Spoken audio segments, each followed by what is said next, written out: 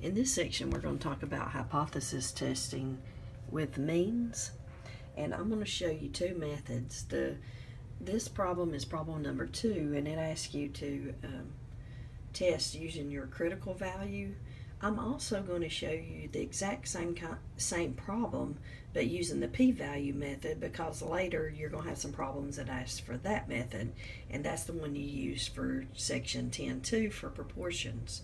So I'm going to go through this problem and lead you through this. Notice they give you the hypothesis test, and notice it has mu, which is right there, mu, which is the mean, h sub 0, and it says the hypothesis test says the mean equals 40 versus the alternative, which the mean is less than 40.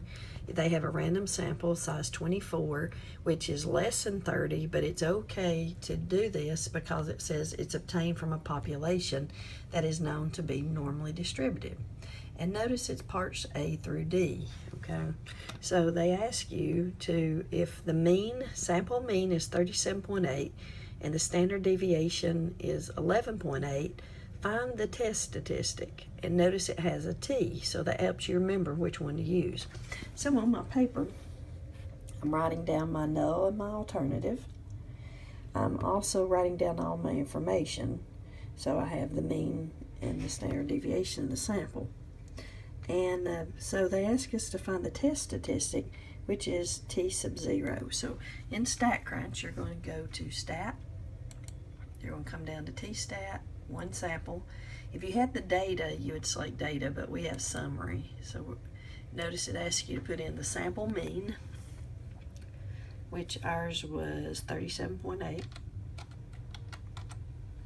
They ask you to put in the standard deviation, which was 11.8. They ask you to put in the sample size, which in our case was 24. You have to put in your null and your alternative hypothesis. So that was 40, and this was less than 40. So let me get this, less than 40. So we're filling in all of our information, very similar to the one we did for proportions in 10.2, but this is dealing with means, so we're using the T, and then we come down and click compute. Now, I'm gonna pull this over. What happens is, notice it will give you the sample mean. It gives you your degrees of freedom, which is n-1. That T-stat is your test statistic. The p-value is what we used in the past. So I'm going to write both of these down.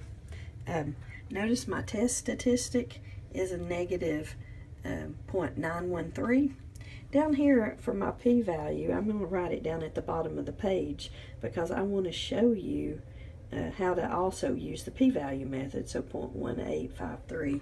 So that's what this data shows us. Now we're trying to determine if we accept the null, or if we reject the null or fail to reject the null. Now we know how to do this with our p-value method.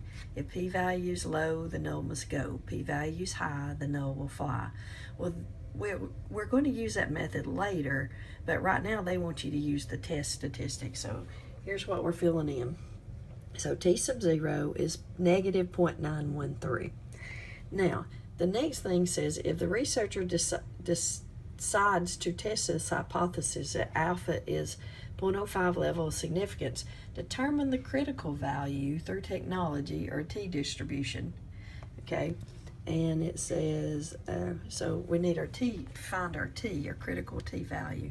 We did this in problem number 1. Go to Stat, Calculator, and down to T. Okay, and we'll move this over. Our degrees of freedom is n-1.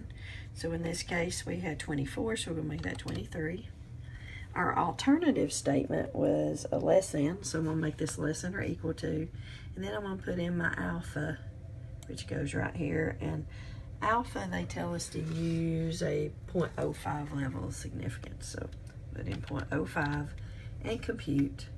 And this will be my T statistic. So notice they ask you to tell your critical value, not your T statistic, but your critical value. Notice that's negative 1.714. Now, what happens is, that is my critical value.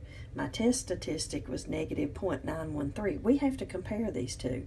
So what I want to do is draw a graph, and that's going to be the next part of this. But notice my alternative was a less than. So I have a left-tailed test.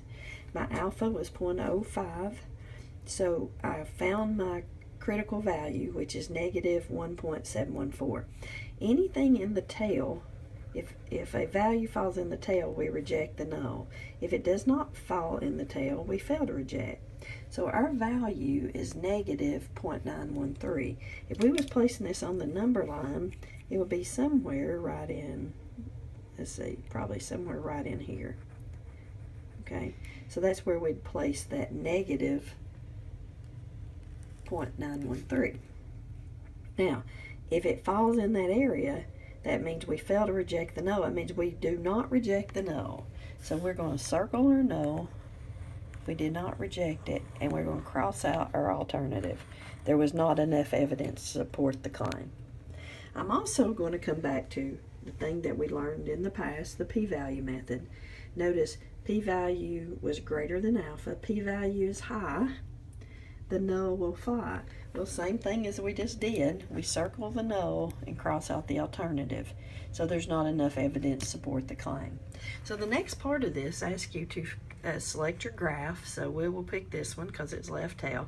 And then it says, will the researcher reject the null? Well, no, we circled the null, we kept it, so no.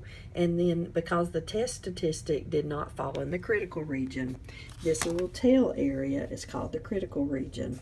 This right there, that's the critical region. It did not fall in that.